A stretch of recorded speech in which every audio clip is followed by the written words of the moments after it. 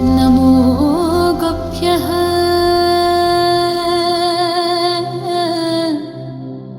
श्रीमतीभ्यः सौराभ्यः एव च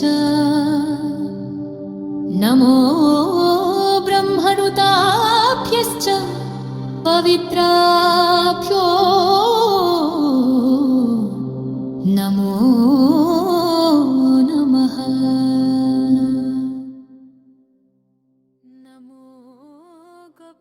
భారతీయ సనాతన ధర్మంలో గోమాతకు ఉన్న స్థానం అత్యున్నతమైనది మరియు అనిర్వచనీయమైనది. మనం గోవును కేవలం ఒక జంతువుగా చూడము, సాక్షాత్తు ముక్కోటి దేవతల నిలయంగా భావిస్తాము. గోమాత శరీరంలో ప్రతి అణువులోనూ ఒక దేవత కొలువై ఉంటుందని మన పురాణాలు ఘోషిస్తున్నాయి. గోవును పూజించడం అంటే సమస్త విశ్వాన్ని పూజించడమే. గోమాత తలలో బ్రహ్మదేవుడు, మెడలో విష్ణుమూర్తి, హృదయంలో శివుడు ఉంటారని, గోవు 4 కాళ్ళు వేదాలకు సంకేతాలని మనం నమ్ముతాము. మన సంస్కృతిలో గోవును కామధేనువుగా వర్ణిస్తారు. అంటే మనం కోరిన కోర్కెలను తీర్చే కల్పవృక్షం లాంటిది అని అర్థం. ఒక ఇంటి ఆవరణంలో గోవు ఉంటే ఆ ఇంటిపై ఎలాంటి దిష్టి ప్రభావం ఉండదని, ఆ ఇల్లు నిరంతరం సానుకూల శక్తితో వెలిగిపోతుందని పెద్దలు చెబుతారు. ఆవు పాలు, పెరుగు, నెయ్యి మాత్రమే కాకుండా గోమయం మరియు గోమూత్రం కూడా పవిత్రమైనవిగా మరియు అనేక ఔషధ గుణాలు కలిగినవిగా పరిగణించబడతాయి. గో సంరక్షణ అనేది కేవలం ధార్మిక కార్యమే కాదు, అది మన జీవన సమతుల్యతకు మూలాధారం. గోమాతను ఎలా పూజించాలి అనే విషయానికి వస్తే దీనికి మించిన పుణ్యకార్యం మరొకటి లేదు. ఉదయాన్నే స్నానం చేసి శుభ్రమైన వస్త్రాలు ధరించి గోవు వద్దకు వెళ్ళి ముందుగా గోవు పాదాలకు నమస్కరించాలి. గోవు వెనుక భాగంలో లక్ష్మీదేవి కొలువై ఉంటుంది. అందుకే ఆవును వెనుక నుంచి తాకడం లేదా తోకను తాకి కళ్లకు అద్దుకోవడం శుభప్రదం. గోమాతకు పసుపు, కుంకుమలు సమర్పించి హారతి ఇచ్చి 3 ప్రదక్షిణలు చేయడం వల్ల ఈ భూమండలం మొత్తం ప్రదక్షిణ చేసిన పుణ్యం లభిస్తుంది. ముఖ్యంగా గోవు నుదుటి భాగంలో సూర్యకేతు నాడి ఉంటుంది. అక్కడ నిమరడం వల్ల మనలోని మానసిక ఒత్తిడి తగ్గి ప్రశాంతత లభిస్తుంది. పూజ చేసే సమయంలో మనసును నిర్మలంగా ఉంచుకొని గోమాతను తల్లిగా భావిస్తూ వేడుకోవాలి. ఆవును పూజించడమంటే మనలోని అహంకారాన్ని వదిలి ప్రకృతికి వినయంగా ఉండటమని అర్థం. ప్రస్తుత కాలంలో అంటే ఈ సృష్టిలో జరుగుతున్న శక్తి మార్పులు లేదా చంద్రస్వరం నడుస్తున్న సమయంలో గోపూజ ప్రాముఖ్యత మరింత పెరిగింది. ఇప్పుడు ప్రపంచం మొత్తం ఒక రకమైన అశాంతిలో, వేగంలో ఉంది. మనుషుల ఆలోచనల్లో ప్రతికూలత పెరిగిపోతోంది. ఇలాంటి సమయంలో గోమాత యొక్క శాంత స్వభావం మరియు ఆవు నుండి వెలువడే ప్రకంపనలు మనల్ని కాపాడతాయి. ఈ ఆధునిక ప్రకంపనల యుగంలో మన చుట్టూ ఉన్న ఎలక్ట్రోమాగ్నెటిక్ రేడియేషన్ మరియు మానసిక ఒత్తిడిని తగ్గించడానికి గోపూజ ఒక అద్భుతమైన మార్గం. ఈ కాలంలో మనం గోమాతను వేడుకునేటప్పుడు కేవలం ఆర్థిక లాభాల కోసం మాత్రమే కాకుండా లోక కళ్యాణం కోసం మరియు మనలోని ఆత్మశాంతి కోసం ప్రార్థించాలి. గోమాత ముందు కూర్చుని ధ్యానం చేయడం వల్ల మనలోని చక్రాలు ఉత్తేజితమై విశ్వశక్తితో మనం అనుసంధానమవుతాము. ఈ ప్రస్తుత పరిస్థితుల్లో గోమాత శ్వాస ద్వారా వెలువడే గాలి కూడా వాతావరణాన్ని శుద్ధి చేస్తుంది. కాబట్టి గోవుకు దగ్గరగా ఉండటం వల్ల మన ప్రాణశక్తి పెరుగుతుంది. మన శ్వాస గోమాత శ్వాసతో లయవైతే ఆర్థిక లాభాలే కాదు, విశ్వశక్తినే ఆకర్షించవచ్చు. గోమాతను ఎలా వేడుకోవాలి అంటే అది కేవలం మాటలతో చేసే ప్రార్థన కాదు, అది ఆత్మతో చేసే సంభాషణ కావాలి. ఆవు కళ్ళలోకి చూస్తూ మీ కష్టాలను, ఆశయాలను మనసులో చెప్పుకోండి. తల్లి తన బిడ్డ మనసును ఎలా కనిపెడుతుందో గోమాత కూడా మన ఆవేదనను గ్రహిస్తుంది. ఓ గోమాత, నీవు సర్వదేవతా స్వరూపిణివి. మా ఇంట్లో శాంతిని, సౌభాగ్యాన్ని నింపు, మా బుద్ధిని సన్మార్గంలో నడిపించు అని వేడుకోవాలి. ముఖ్యంగా ఏదైనా పని మీద బయటకు వెళ్ళేటప్పుడు లేదా ఇంట్లో ఏదైనా శుభకార్యం తలపెట్టినప్పుడు గోమాత ఆశీస్సులు తీసుకోవడం వల్ల ఆ పనులు నిర్విఘ్నంగా పూర్తవుతాయి. మీరు పడే ప్రతి బాధను గోవు వింటుంది, మీ కన్నీళ్లను తుడుస్తుంది.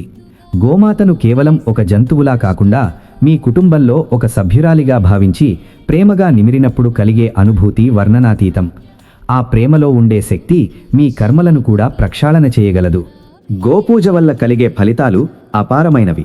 జ్యోతిష్య శాస్త్రం ప్రకారం నవగ్రహ దోషాలు ఉన్నవారు గోపూజ చేయడం వల్ల ఆ దోషాలు తొలగిపోతాయి. ముఖ్యంగా శని దోషం, రాహుకేతు దోషాలు ఉన్నవారికి గోసేవ ఒక రామబాణంలా పనిచేస్తుంది. సంతానం లేని వారు గోమాతను పూజిస్తే పుత్ర సంతానం కలుగుతుంది.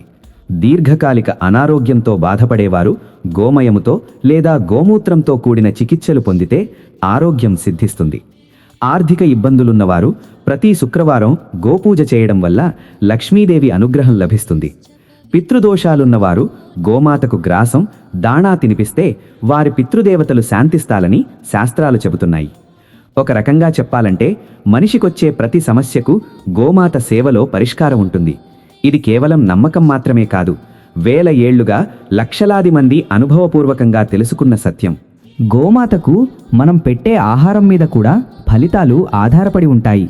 ఆవుకు పచ్చగడ్డి తినిపించడం వల్ల బుధగ్రహ దోషాలు తొలగి వ్యాపారంలో అభివృద్ధి మరియు విద్యాప్రాప్తి కలుగుతాయి. బెల్లం మరియు నానబెట్టిన శనగలు తినిపించడం వల్ల సూర్య మరియు గురుగ్రహాల అనుగ్రహం లభించి గౌరవ మర్యాదలు పెరుగుతాయి. అరటిపండ్లు తినిపించడం వల్ల ఇంట్లో శుభకార్యాలు జరుగుతాయి.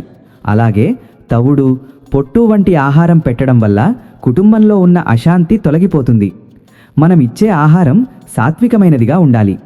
ఆవుకు మనం ప్రేమతో ఏది తినిపించినా ఆవు దాన్ని అమృతంలా స్వీకరించి మనకు ఆశీర్వాదాలను ఇస్తుంది. మనం వంట చేసినప్పుడు ముఖ్యంగా మొదటి రొట్టెను లేదా అన్నములో కొంత భాగాన్ని గోమాతకు తీసి ఉంచడం మన సంప్రదాయం. ఇలా చేయడం వల్ల మన ఇంటి మీద ఉన్న అన్నపూర్ణాదేవి అనుగ్రహం ఎప్పటికీ తగ్గదు. ఆహారం ఇచ్చేటప్పుడు ఆవుకు ప్రేమగా సమర్పించాలి. గోమాత యొక్క ఆరా లేదా కాంతి వలయం గురించి మాట్లాడుకుంటే అది అత్యంత శక్తివంతమైనది. శాస్త్రీయంగా చూసినా ఆధ్యాత్మికంగా చూసినా గోవు చుట్టూ ఉండే శక్తి క్షేత్రం చాలా విస్తృతమైనది. సాధారణంగా ఒక ఆవు యొక్క ఆరా దాదాపు 30 నుండి 40 అడుగుల వరకు విస్తరించి ఉంటుంది. ఈ ఆరా పరిధిలోకి మనం వెళ్ళినప్పుడు మనలోని ప్రతికూల ఆలోచనలు నశించి సానుకూలత పెరుగుతుంది. గోవు దగ్గర ఉన్నప్పుడు మన గుండె కొట్టుకునే వేగం క్రమబద్ధీకరించబడుతుంది మరియు రక్తపోటు తగ్గుతుంది. గోమాత ఆరా అనేది ఒక రకమైన హీలింగ్ క్షేత్రం. గోవు శ్వాసలో ఉండే ప్రాణవాయువు మరియు గోవు శరీరం నుండి వెలువడే ప్రకంపనలు మన చుట్టూ ఉన్న ఆరాను కూడా శుద్ధి చేస్తాయి. అందుకే పూర్వం ఋషులు గోశాలల్లోనే నివసించేవారు. దానివల్ల వారి మేధస్సు మరియు ఆరోగ్యం అద్భుతంగా ఉండేవి. అందుకే మన అఖండ భారతదేశంలో గోశాల లేని ఆశ్రమాలు, గోశాల లేని దేవాలయాలు ఉండవు. గోమాత ఆరా వల్ల మనం పొందే ప్రయోజనాలు అనేకం. ఒత్తిడితో కూడిన నేటి జీవనశైలిలో గోవు దగ్గర గడపడం వల్ల మన మనస్సు ప్రశాంతంగా మారుతుంది. డిప్రెషన్ లేదా మానసిక ఆందోళనతో బాధపడేవారు గోవును తాకడం వల్ల వారిలో హ్యాపీ హార్మోన్లు విడుదలవుతాయి. గోమాత ఆరాలో ఉన్నప్పుడు మనలోని రోగనిరోధక శక్తి పెరుగుతుంది. గర్భిణీ స్త్రీలు గోవు దగ్గర ఉంటే పుట్టబోయే బిడ్డ మేధస్సు బాగుంటుంది. అలాగే ఇంట్లో ఎప్పుడూ గొడవలు జరుగుతుంటే ఒకసారి ఆవును ఇంటి ఆవరణలోకి తీసుకురావడం వల్ల ఆ ఆరా ఇంటిని శుద్ధి చేస్తుంది. గోమాత ఆరా అనేది ఒక దైవిక రక్షణ కవచం లాంటిది. మనం ఆవుకు ఎంత దగ్గరగా ఉంటే మన ఆత్మ అంతగా పరిమళం పొందుతుంది. గోమాత అనేది కేవలం ఒక ప్రాణి కాదు, అది మన జీవన సారాంశం. గో సంరక్షణ ద్వారానే ధర్మం నిలబడుతుంది. మనం గోవును రక్షిస్తే ఆ గోమాత మనల్ని రక్షిస్తుంది. ఈ ప్రస్తుత కాలంలో యాంత్రిక జీవనం నుండి బయటపడటానికి, మళ్ళీ మన మూలాలకు వెళ్ళడానికి గోసేవ ఒక రాజమార్గం. గోమాత పట్ల భక్తిని, ప్రేమను కలిగి ఉండి గోవును నిత్యం స్మరించుకోవడం వల్ల ఐహిక మరియు ఆధ్యాత్మిక సుఖాలు లభిస్తాయి. ప్రతి ఒక్కరూ తమ జీవితంలో కనీసం కొంత సమయాన్ని గోసేవకు కేటాయించాలి. అది మీ జీవితాన్ని మార్చేయడమే కాకుండా రాబోయే తరాలకు ఒక గొప్ప సంస్కృతిని అందించిన వారవుతారు. గోమాత అడుగుపెట్టిన చోట అరిష్టాలుండవు. గోమాత కరుణ ఉన్న చోట దారిద్ర్యం ఉండదు. అందుకే గోమాతను పూజిద్దాం, సంరక్షిద్దాం మరియు ఆ తల్లి దీవెనలతో సుఖ సంతోషాలతో వర్ధిల్లుదాం. ఈ వీడియో నచ్చితే లైక్ చేయండి, మీ అభిప్రాయం కామెంట్లో తెలియజేయండి. ధన్యవాదాలు. సర్వేజన సుఖినో భవంతు.